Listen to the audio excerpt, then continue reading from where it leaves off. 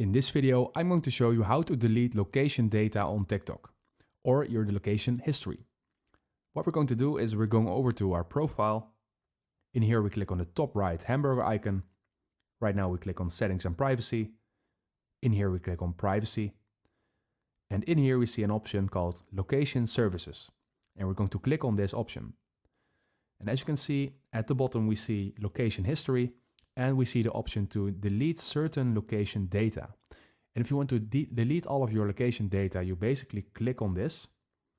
And this will automatically delete the data it directly receives from your device location services if it is older than 30 days.